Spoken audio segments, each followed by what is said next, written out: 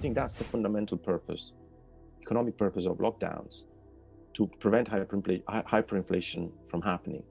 But what matters, I think, in the ideological use of emergencies is really the disproportion between the kind of the real empirical basis of it and its use, its misuse, you know, the way in which they are used to do something else.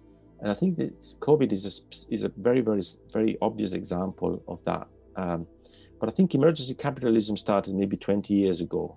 So this sort of paradigm change started way back, you know, with other forms of emergency, like we talk Islamic terrorism, since the Twin Tower, you know, it is becoming more and more the norm to use global emergencies as the main driver of our socioeconomic systems.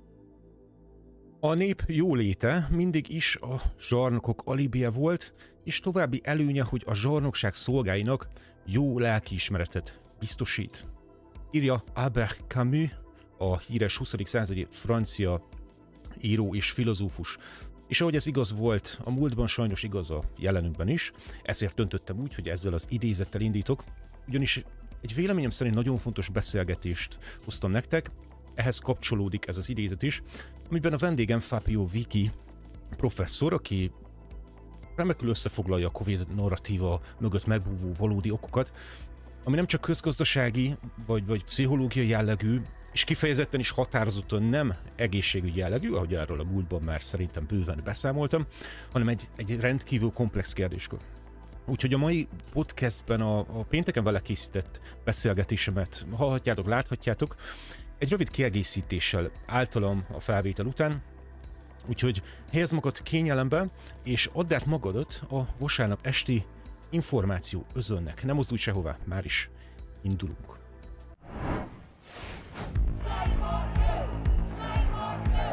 Üdvözlök mindenkit innen Londonból, bejelentkezés Londonból. Az emberek még mindig csak jönnek és jönnek. Wake up people in Hungary! In Hungary, do not stand. Legyetek megértők egymással. Keep fighting. Szkeptikus gondolatok a szép új világról. Köszöntök minden kedves visszatérő és új nézőt az Új Percek 19. kiadásában. Az én nevem Bukovinski Gergely, a felvételt pedig 2021. december 12-én készítem, innen a jelenleg szürke délkelet Angliából. Sajnos behúzták fölénk azt a bizonyos szürke paplant, minden bizonnyal egészen tavaszig a napsütés, a verőfényes napsütés csak egy álom maradt számunkra itt Angliában. Na de mindegy, most nem erről lesz szó.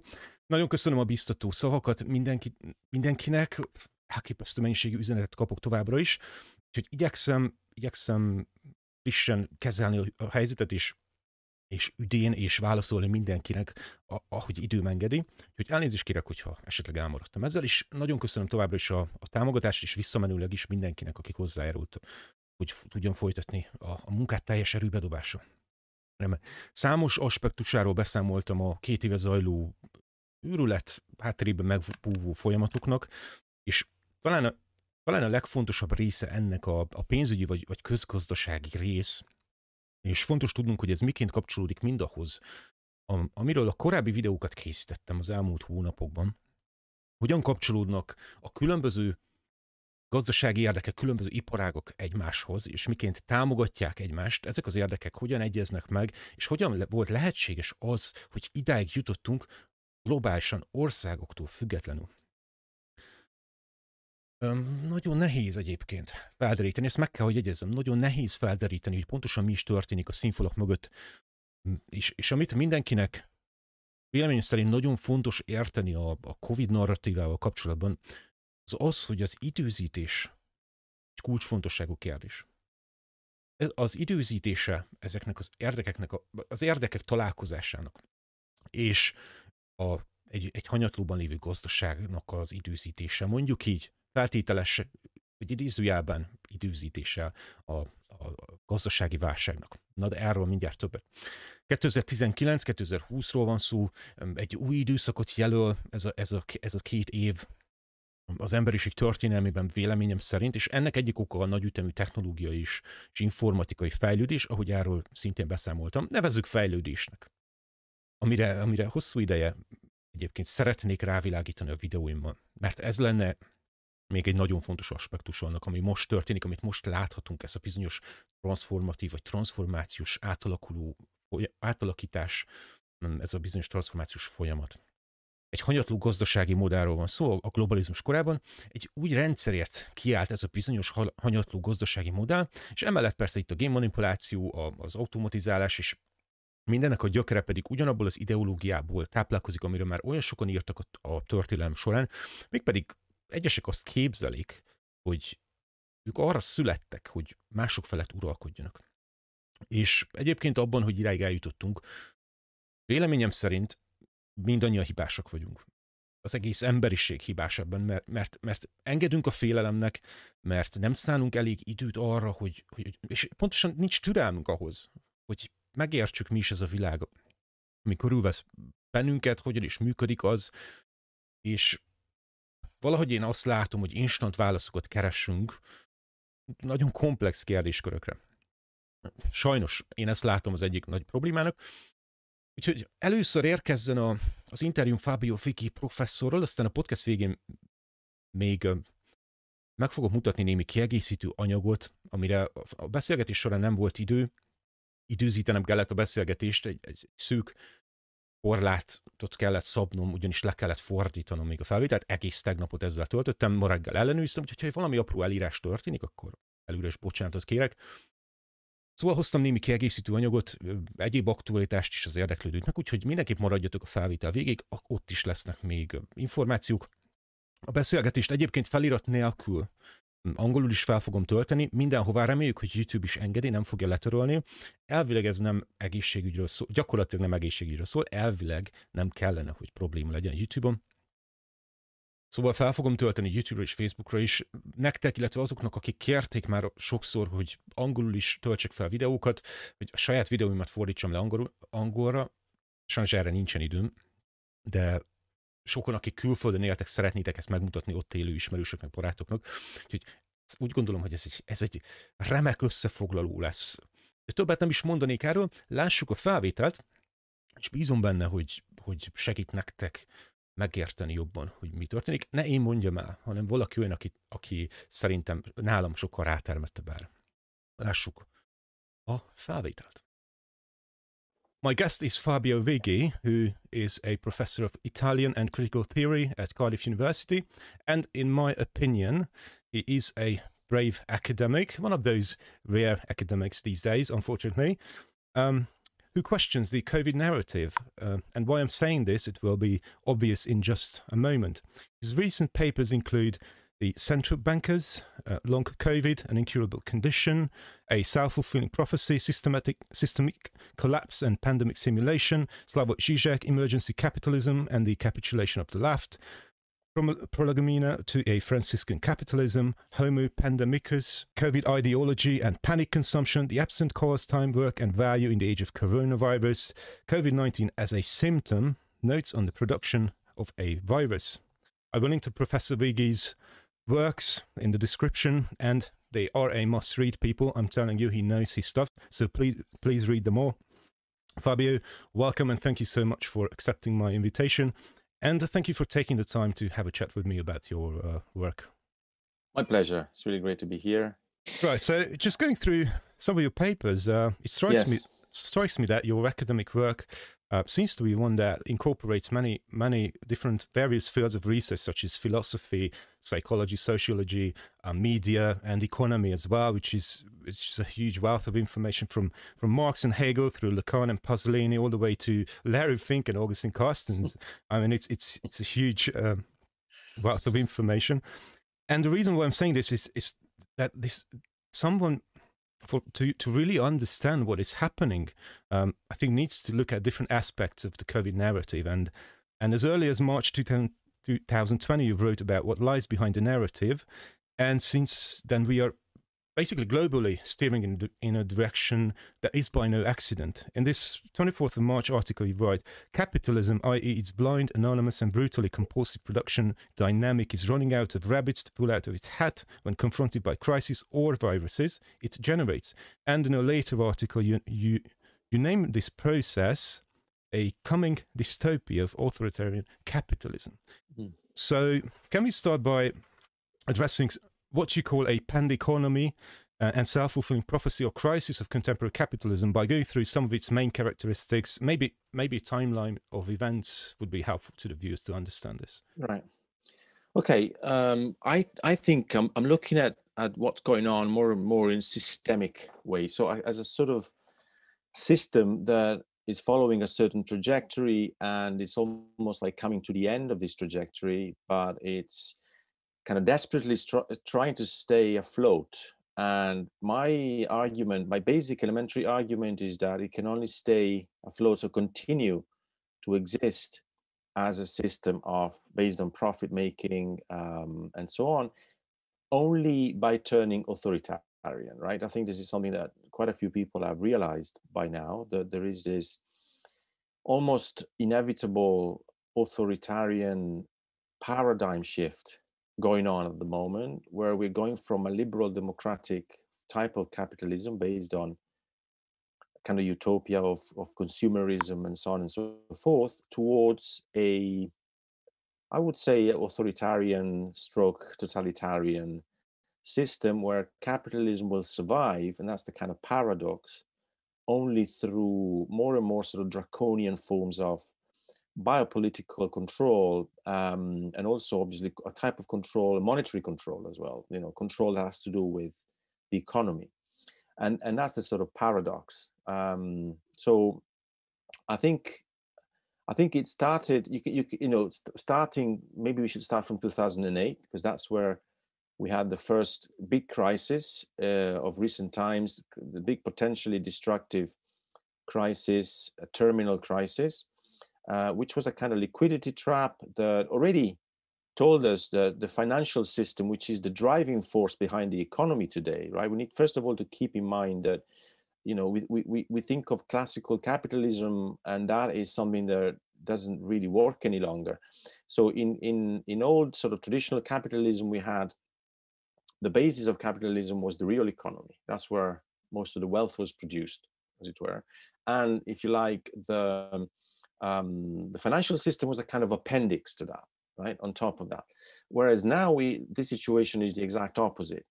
So the basis of what we call wealth, value, is produced in the financial sector, and the real economy is becoming more and more of a kind of appendix to that. So the really dominant aspect of capitalism and when I talk about capitalism, I don't talk just about figures in the economy, but I talk about a social economic kind of system, really, a sort of Weltanschauung, a kind of ontology almost in philosophical terms, and that has to do with the reproduction of our societies, obviously, ultimately, and it's driven by the creation of value in the financial sector. So in 2008, we had the first sort of emergency situation, the first sort of alarm, kind of serious alarm about the financial sector being prone to, a potentially devastating crisis. That was avoided, but after 2008, we used the same sort of medicine that had led us to 2008. So we kind of continued with the same strategy that had caused the 2008 crisis. In fact, we even went beyond that. We used more of that medicine to prop up the financial sector.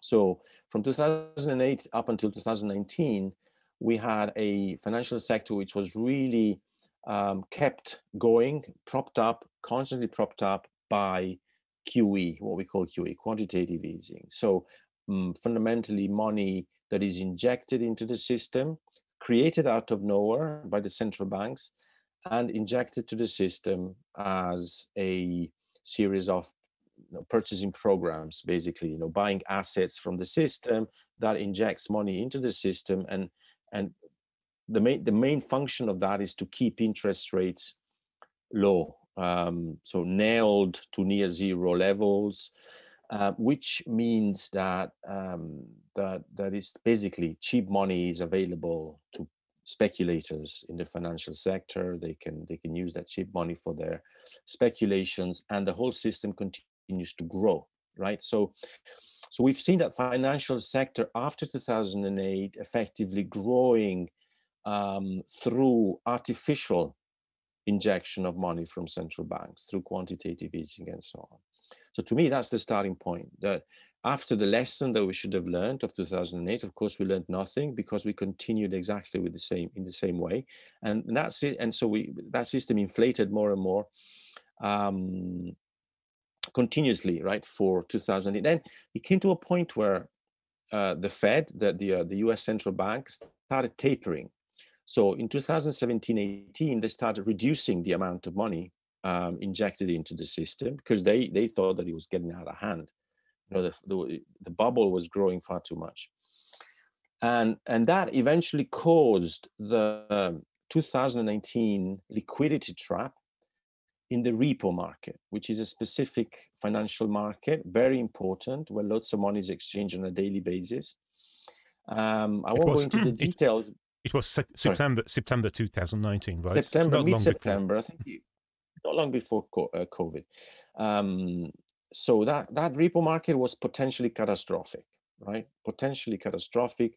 You think of 2008, but you have to think about 2008 on steroids. It's like much worse, because by that time, the industry, the financial industry, had grown exponentially after 11 or 12 years of quantitative easing, more and more money thrown into the system to keep it going.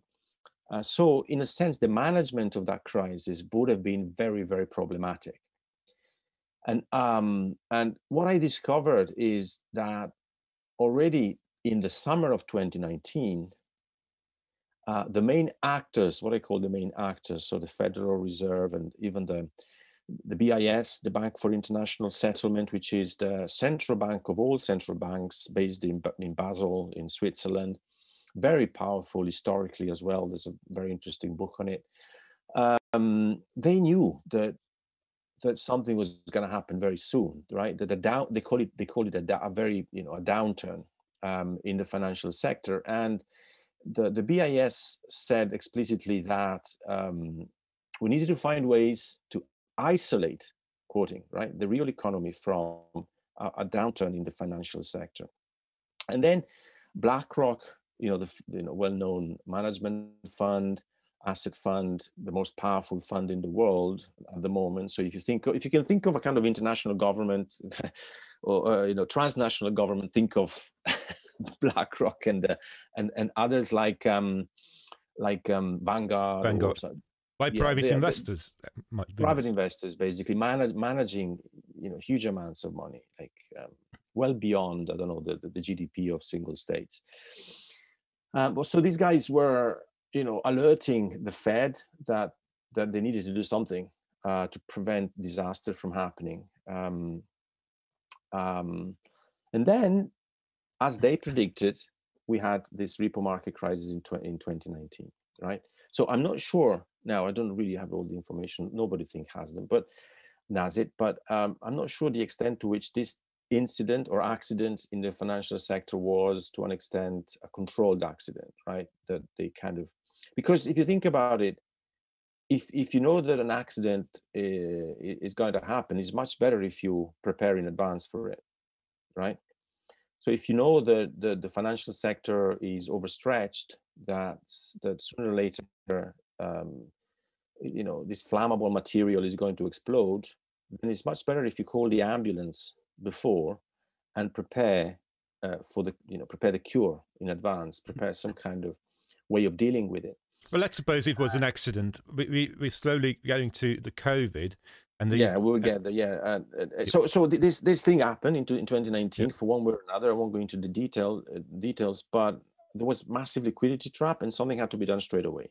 So the Fed intervened straight away. They started pumping more and more money into the system to plug all these holes, to make sure that the system could restore itself. And that really was quite big. And all of a sudden, basically, the Fed's balance sheet increased. More and more money was pumped into the system. And then 4 months later, 3-4 months later, we get the virus. And people, obviously, it's difficult to put the two things together, but after a while, you realize that the virus has a very important role to play in all this, because the virus allows for all this money that's been pumped into the system, right, with a huge acceleration in September 2019, allows for all this money not to leak immediately into the real economy, and causing what is called hyperinflation. And I think that virus and variants, as we see today more and more, have this role, fundamental economic role, to stop a deflationary role. So they kind of manage to keep the inflation somehow under control, or to avoid that there is a sudden hyperinflation, which would destroy economies, potentially cause civil wars around the world, and therefore pose a threat even to people who are in charge today, right? Because when you get civil war, when you get this kind of disturbances, this kind of conflict, then everybody is in trouble, right? So you want to avoid that.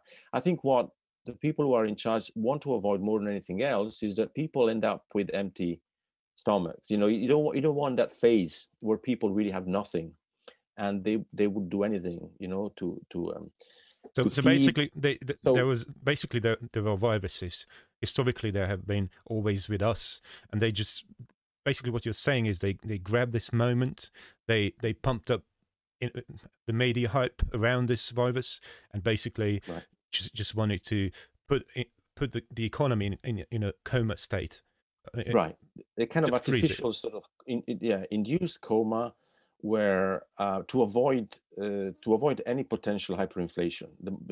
After they pumped so much money into the financial sector, the risk of hyperinflation was real, because obviously you have to remember that commercial banks sort of are they look both towards the circuit of the central banks, so they get money from the central banks, but also they lend money into the system, and the system is based on credit, right? So if you get all this money all of a sudden circulating at high velocity in the retail economy, in the real economy, then all of a sudden you get inflation and potentially hyperinflation. So I think that the first thing that they wanted to do is to keep a lid on inflation, which they did through lockdowns, right? I think that's the fundamental purpose, economic purpose of lockdowns, to prevent hyperinflation from happening. And in fact, what you see afterwards is that the moment you reopen the economy, at least a little bit, immediately you get inflation going up, which is where we are today. And I think that's why today we need Omicron, we need Delta, we need all these variants, these iterations of virus, to make sure that the people who are in control of this situation have some sort of control over inflation, right? I'm not sure whether they'll be able to avoid inflation running away, and therefore the devaluation of money, because that's what inflation means. It means that our money is less, the value of our money decreases. So it makes people poorer fundamentally. So I'm not sure the extent to which they will avoid hyperinflation at some point, or this great devaluation. But I think that they are trying to keep it under control, and even to use it to their own advantage, because, as I said, inflation means the impoverishment of people. And if you can gradually take freedoms and money away from people, say middle classes, get more and more impoverished, etc., then it's a way of controlling them, especially if you have emergency narratives. This constant flooding of emergency narratives, one after the other, now we are, the kind of virus emergency. There might be others in the making, I'm pretty sure. Right. Let's take to the 2020 for now. No, Yeah. It's okay. Sorry about interrupting, but I want to get there in a moment. But first, some viewers are now thinking that we are completely missing the medical side of it. And I know you're not a medical professional, and me neither. But for this to understand, for the viewers to understand what you are saying, they have to look at the censorship of scientists. They have to look at the narrative that's being pushed down and their throats from 2020 through the media. It can't be ignored. What can you say to that? Because we have so much evidence that there was no public discourse regarding both scientific sides of the science of whether virus transmission, whether vaccine safety, whether historically what it means to have a respiratory virus. And we have people like here in the UK, Sunatra Gupta being censored, being completely shut out of public discourse regarding this, and huge names like her, like at this point by the dozens or hundreds around the world. So it cannot be looked over. It has to be considered when we're talking about economy. That we are not denying that there isn't a virus, but we are saying that there is something more to this, and the reason isn't a medical crisis. It's a financial one. Right. Yeah. So when we talk about variants, they are macroeconomic variants, not virological variants or whatever. They have to do with the economy fundamentally. I think that's the message that needs to. That's what we need to think about. I'm not denying, of course, that there is COVID. I'm not denying that there is a virus. But what I'm seeing is that there's a huge disproportion between the viral threat and the measures that have been taken to contrast it. This is something disproportionate, and that's why you start doubting. You start thinking, okay, so what's really going on here? Because it can't be just this reaction that we've had is so disproportionate that suggests that there's something else at stake beyond the virus, right? But I'm not a medical scientist. I don't really know much about this virus. I can tell you that I've had the virus just a few weeks ago, and it was, to me, that's my personal experience. It was a cold, nothing more than a cold. It went away, and but that's my personal. Maybe I was just lucky. I don't know. I was probably just lucky, or I'm young enough, not to suffer other consequences. But from the very beginning, I thought that the disproportion was huge. As you said, the censorship is one aspect of it. But remember that the censorship is justified by the state of emergency. So we're supposed to be in a kind of state of emergency close to a state of exception. So something very, very, very dangerous that justifies, for example, all the measures that have been taken. Some of them are explicitly authoritarian, that have nothing to do with liberal democracy any longer. Suspension of the law in many ways, suspension of parliamentary discussion, etc., all in the name of an emergency. So once again, I'm saying we're talking about a kind of new form of capitalism, which I call emergency capitalism, because it really survives and reproduces itself through threats, through emergencies, through fear, which is magnified hugely, like never in the past was, never in the past were situations like this magnified so much as it is. So there's certainly something else something else going on, and for me, it has to do with a system that is all of a sudden unable to reproduce itself, except through now authoritarian means, more and more towards authoritarian. So this is only the beginning, I think, of a long series of other kind of forms of emergency that will come in and will be used. And also, like, of course, all emergencies have a real basis, right? It's not as if they're totally created out of nowhere. There has to be some real basis somewhere. But what matters, I think, in the ideological use of emergencies is really the disproportion between the kind of the real empirical basis of it and its use, its misuse, the way in which they are used to do something else.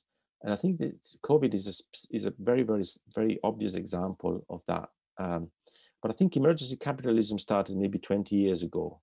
So this sort of paradigm change started way back, with other forms of emergency, like we talk Islamic terrorism, since the Twin Tower.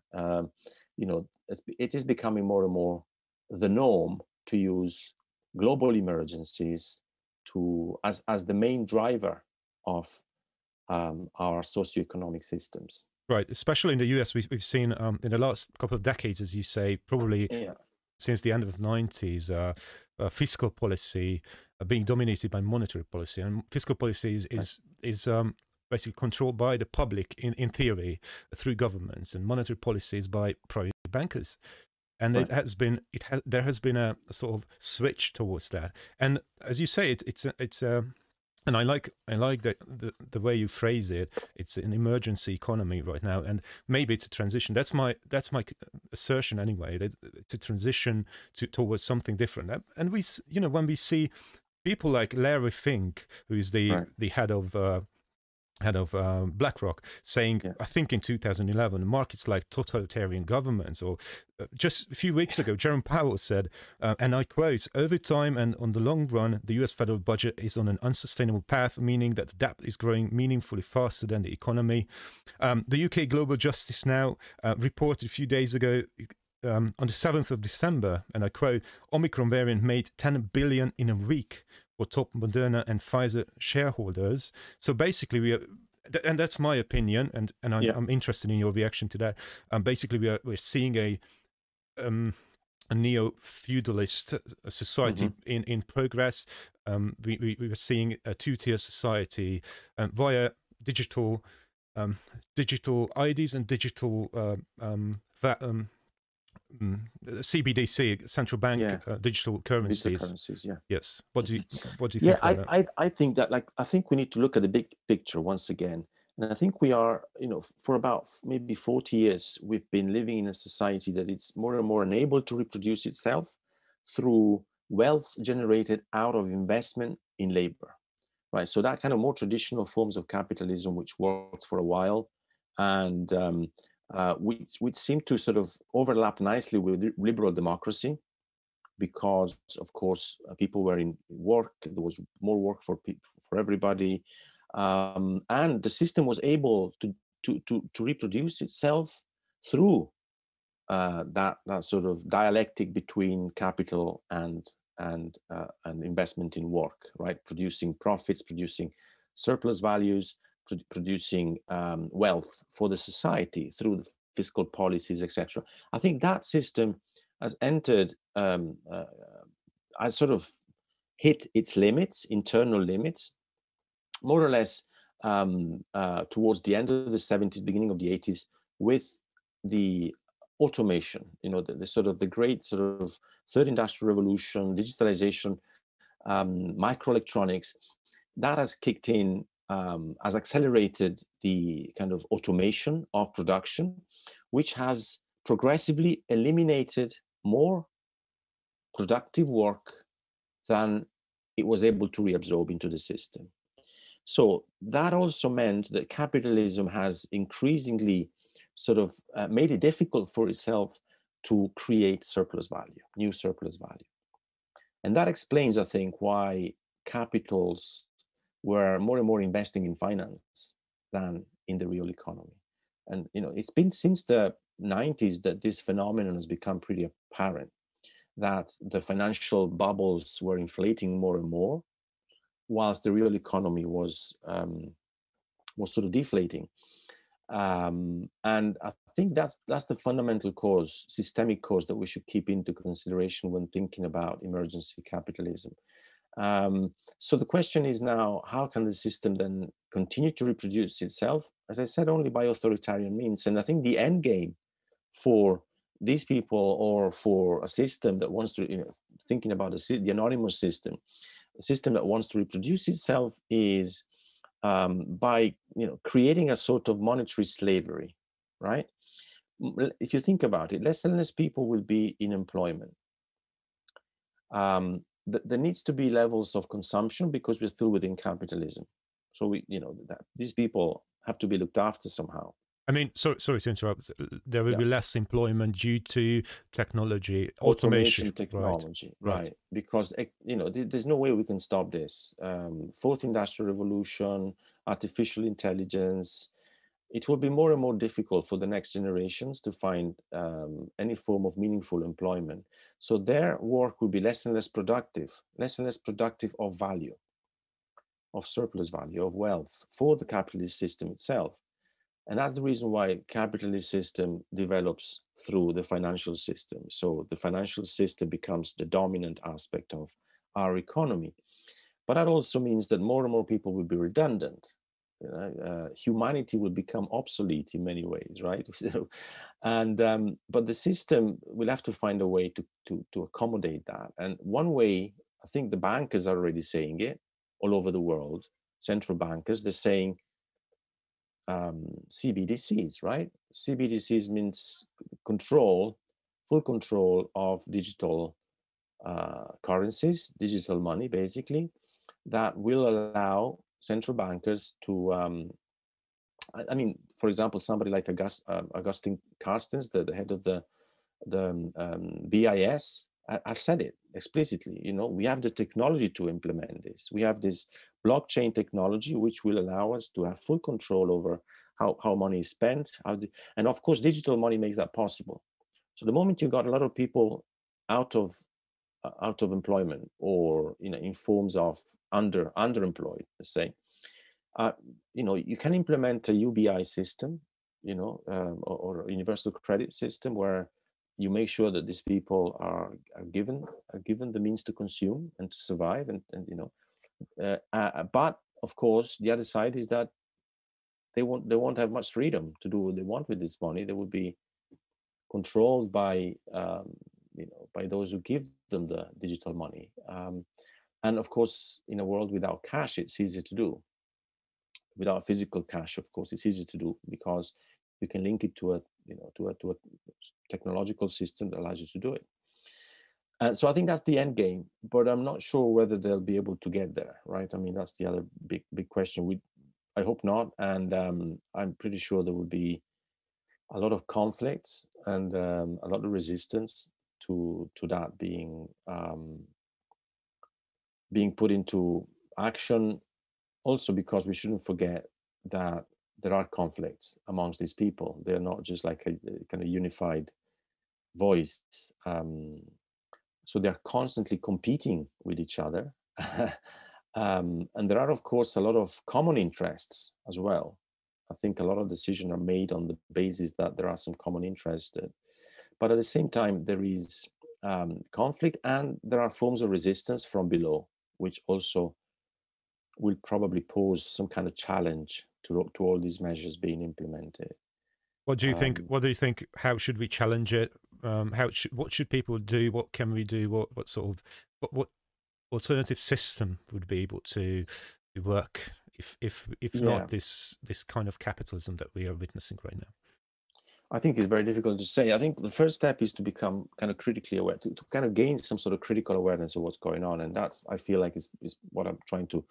That's my job in a way, right? I mean, because of the work I have and the job I have, that's what I do. So that's the fundamental point, that people become more interested and more aware of what's going on. I know that this is a complicated issue because it's a psychological question as well, right? People very often don't even want to start talking about it, right? I panic, therefore I am. Yeah, I panic, therefore I am. I really don't want to even begin to discuss this. I know a lot of people who just turn the other way when I sort of start talking to them about these things. They have no interest whatsoever. It's too scary, right? In many ways, it's too scary. It takes away whatever certainties they have left. And therefore, they don't want to risk losing those certainties. They don't want to even question it. So psychologically, there's been a lot of talks about mass hypnosis, some kind of, people are under some sort of hypnosis in a way. us included. I'm not saying that we are not, but it's difficult to resist this constant bombardment and this wave of information that is constantly telling you to live in fear, and et cetera, et cetera, et cetera, right? So it's very difficult to resist it. But going back to your question, I don't really have a solution to this. I think it's going to become tougher and tougher before it gets better. All right. I think we have to be prepared. I think we have to be prepared that there will be some crisis at some point, like big crisis, big crisis, whether it's controlled, whether they manage to control or not, to me, that's the question at the moment. They will manage maybe to kind of gradually raise the temperature, or whether all of a sudden we find ourselves in very hot water and we need to find a way out of it. I don't know which it's going to be. I think the only way out is, and this is kind of quite radical, I'm aware, but it's to find a way out of a system that is based on the production and consumption of commodities the way it is now, right? So it's fundamentally, we have to find a way out of capitalism, right? That's whether that begins locally and then develops more globally, I think is probably the way it's going to be. I don't think it's going to be a global sort of awakening and anti-capitalist awakening. I don't see that happening. But I think the way we can connect today, we can certainly go from local to a network fairly quickly. So I'm hoping that something can grow in that respect, and maybe even in terms of a kind of parallel type of economy, not based on the production and the exploitation of labor and the production of commodity for profit. Something alternative that will all of a sudden make it possible to think more and more of an alternative way of living together, an alternative society. And this is happening because the system is imploding. The system is really becoming more and more unable to reproduce itself, except through these I think they're desperate authoritarian measures. There's no other way. I think the system would much prefer to reproduce itself through freedom, by letting people be free, but it simply cannot do it anymore. Freedom doesn't work. Authority works now. It's the only way that the system can reproduce itself. And but first of all, we need to become interested. We need to doubt. We need to become aware that something is breaking at the seams. Something is imploding. And the more we repress that knowledge, that awareness that something is imploding, I think the more it will hit us hard. And we see because that we're not prepared. We see that in Italy, for example. You're from Italy, Yeah. and you must see that. You must have friends and family over there, and Absolutely, yeah. see that. Italy, I've been to Italy last week, and yeah, there's a big change, right? Going to Italy from the UK at the moment, you really realize that it's almost like a different type of regime already. Yes, I'm not sure. I think Italy is one of those countries, obviously in Europe, with going back to the economy, with a huge public debt, and that debt goes on the market, and there's a certain logic in the market that requires maybe a more radical approach to lockdowns and restrictions here and there, right? So Italy, in many ways, I think works as a sort of avant-garde, let's put it like that, in preparing the ground for a sort of for this kind of authoritarian society that I think is slowly entering our mind frame. Even we're kind of getting used to it, and that's the other danger, that we become used to this new normality, which is based on this kind of authoritarian measures more and more, and we think it's normal. We adapt. Human beings adapt by definition to most things, and we don't see that we are losing our freedoms. Really, it's a kind of big thing. And I'm mostly disappointed by the left. I've expressed it in a couple of articles. That the left doesn't seem to have realized that this is taking place, Especially in academia, you must have many friends in academia. Yeah, it's difficult to talk. It's difficult to discuss these issues. But at the same time, I'm not sure what I should do, right? So I'm not prepared sort of to ignore or to pretend that it doesn't exist. So I keep writing and I keep studying, basically. And we are very thankful for. And you're holding light, because we need you. We need intelligentsia. We need academia to really stand up and stand out of the crowd and lead them towards. There are quite a few academics now that they are becoming more. Even in Italy, I was in Italy talking about this a few days ago, and I was really positively surprised by the students, particularly by the university students in Florence. I was in Florence. And there's this movement, no green pass students, they refuse to have a green pass to go to study. It's just madness if you think about it, right? It's just fascism, really. What kind of society is this when we accept that you need some kind of card, electronic card to go into public place, a university? It's crazy, insane. It's mad. But there's a lot of resistance to that, and obviously some colleagues, some academics are also resisting it and fighting against it. And despite the fact that the situation in Italy is quite repressive at the moment, I found a lot of enthusiasm from these sort of behaviors, from these sort of forms of resistance that are taking place. And I'm pretty sure that they will grow also elsewhere. They are growing elsewhere. There are these forms of resistance. Obviously, they don't appear in the media. That's where censorship again comes in, right? We don't see that. In Italy, there are, like in Florence, I was told by the students that some of the academics teach in the streets, teach in the piazzas today, because they are kind of they have solidarity with the students. So they take the risk and they go and teach outside the premises, the university premises, to avoid all this green pass madness. Well, you've got green pass in Wales as well, and Scotland, and it's just spreading. The equivalent of that, the COVID pass is not everywhere. As repressive as in Italy. No, but as I said, I think yes, at the moment it's not like that, but it doesn't take much for it to become, the same, to be used in the same way. It wouldn't take that much, I don't think, but maybe different tradition.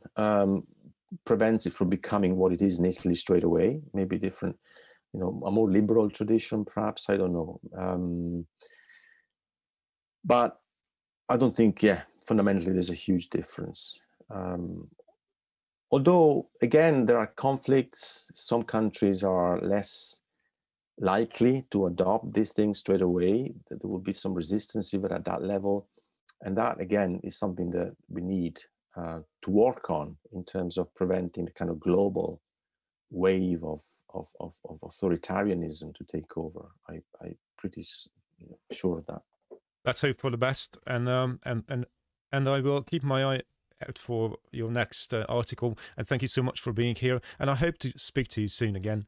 Brilliant. And take care of yourself. Thank you, Greg. Thank you. Take care. Pleasure. Volt a beszélgetésem Fabio Vighi professzorral. Remélem, hogy hasznosak találtátok a felvételt, a beszélgetést. Tehát a rendszer összeomlóban van, és szükségünk van alternatívákra. Ez lenne, úgy gondolom, egy nagyon fontos üzenet ennek a videónak.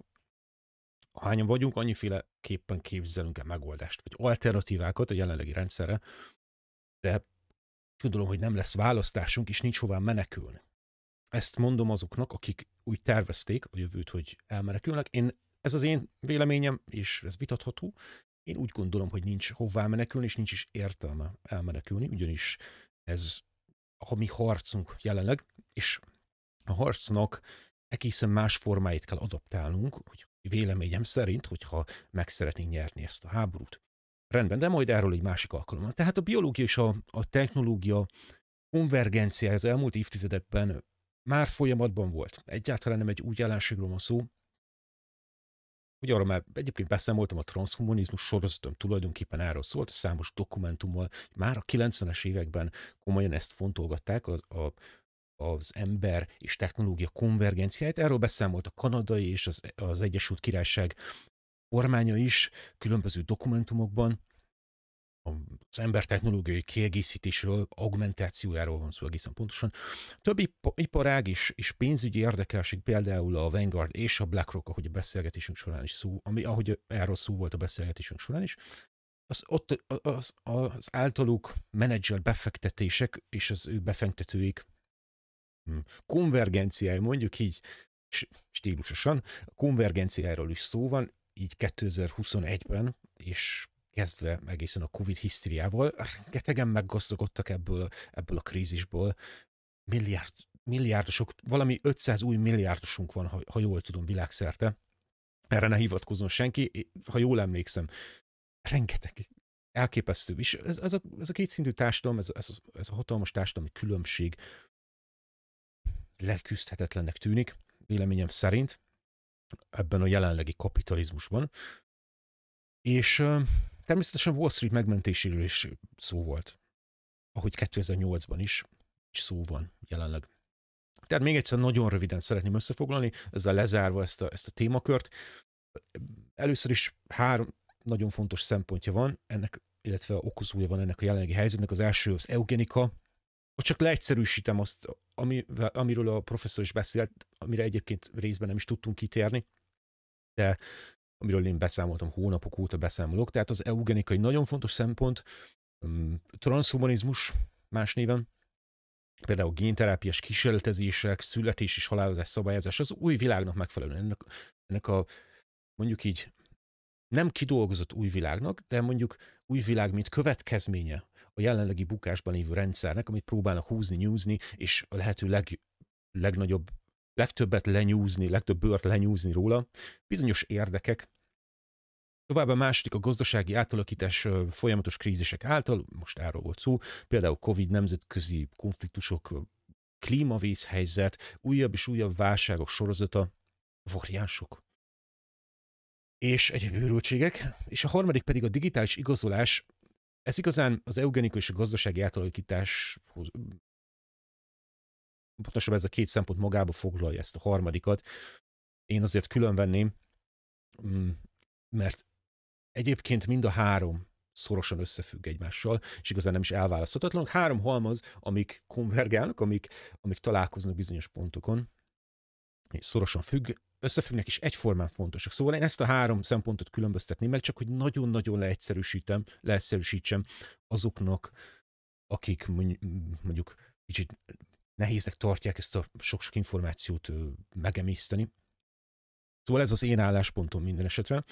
És örülök annak is, hogy professzor Vighivel sikerült kitérni mondjuk így megoldásra is, hogy hajlandó volt erről is beszélni, mert még egy hang, aki megerősít minket abban, hogy valóban nekünk kell személyesen mindenkinek magának törni az utat és változtatni. Nem tudok elképzelni egy olyan szituációt, amikor minden 4 évben továbbra is elmegyünk szavazni, és beixelünk egy nevet, és minden rendben jön, eddig se jött rendbe minden általuk. De nem arról van szó, hogy nem fontos politikai síkon is ellenállni, nem erről van szó, de mint megoldás, képtelenség. És a kassa és a kapa megoldás sem fog megoldani semmit. Ez nem megoldás, hanem pusztán időhúzás, vagy pusztán ellenállás. Én megértem, az ember meg akarja magát védeni, ezzel semmi probléma nincs. Ha megoldásról beszélünk, akkor valami radikálisra van szükségünk, és mindennek igazodnia kell a jelenlegi világ elvárásaihoz, a jelenlegi világ körülményeihez. A jelenlegi világ pedig a 4. ipari forradalom világa, ahol emberek milliói veszítik el a munkahelyeket,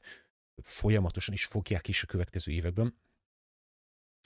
Én nem is értem azoknak az álláspontját, akik azt gondolják, hogy több munkahely fog keletkezni. Persze ez a propagandája a világgazdasági fórumnak nyilván, de ők a propaganda frontja annak, ami most történik.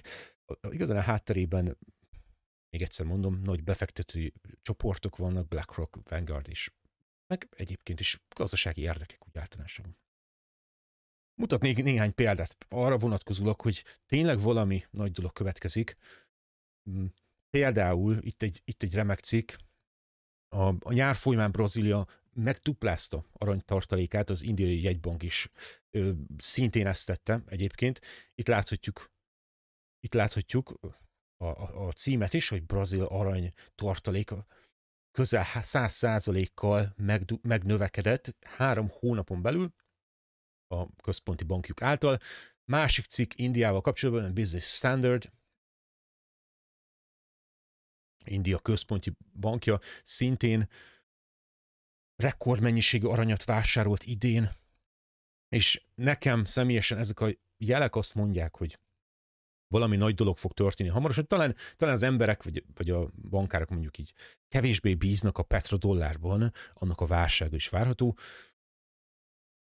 És másik nagyon fontos dolog, például a nyugdíjakkal kapcsolatban, én erre nem tértem ki részletesen, csak utaltam rá, hogy ugye valahol az eugenika ilyen szempontból is fontos szerepet játszik, itt megint összekapcsolódik gazdaság és népességszabályozás, mert már 2013-ban is egyébként itt a híres Rolling Stone magazin arról ír, hogy egy hosszú cikket közöltek arról, hogy 2013-ban, hogy a Wall Street hogyan fosztogatja az amerikai nyugdíjalapokat, és lopja el az emberek nehezen megkeresett pénzét. Ez a 90-es évek óta megy, egyébként legalábbis az én kutatásaim alapján, ez nem egy új dolog.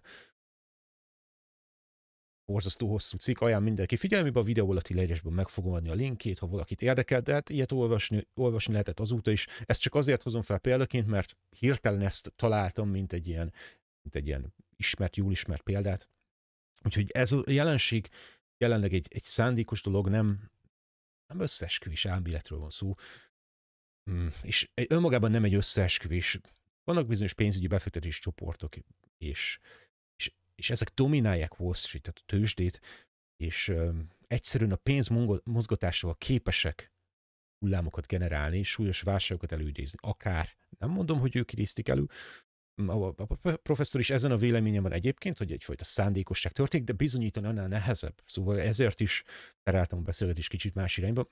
Őt se akartam olyan szituációba hozni, valami olyat mond, amit mondjuk elvárásnak érez, mert nagyon szeretünk következtetésekhez jutni, nagyon gyorsan, leegyszerűsíteni komplex jelenségeket, de az igazság az, hogy igazán bizonyítani ezeket sokkal nehezebb annál. Én szeretek arra korlátozódni, hogyha ilyen információ előterjesztésről van szó, amit véleményem szerint lehet demonstrálni, vagy meggyőzően lehet demonstrálni. Mondjuk bizonyítani. Úgyhogy röviden a válságot felhasználva nagyobb hatalmat adnak a központi bankoknak jelenleg. Ez várható legalábbis. Egyesek 2023-ra tervezik a digitális valuták bevezetését, amit a BIS és az IMF is fontolgatnak. És itt jön szóba megint az időzítése a technológiának. És ezeknek a fontos átalakításoknak pusztán az automatizálás miatt is egyébként fontos az embereket irányítani is, és ez a technológia fejlődés vagy változás rohamosan érkezik.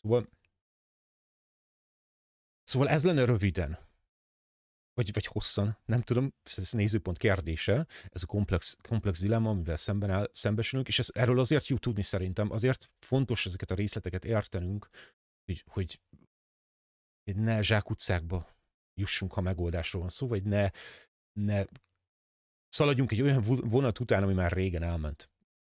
Ezt akarom ezzel mondani, röviden. Egyébként van sok-sok per, csak hogy mondjak jó dolgokat is, van sok-sok per, vannak eredmények is itt az Egyesült Királyságban.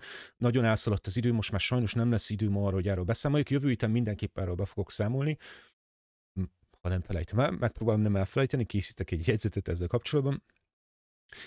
De mindenki meg fogom tenni, mert vannak jó hírek is, történnek jó dolgok, és még egy nagyon fontos cikket szeretném megmutatni azoknak, akik még mindig bizonytalanok abban, hogy a COVID-narratíva mekkora átverés, és hogy milyen veszélyeket is rejtenek magukban ezek a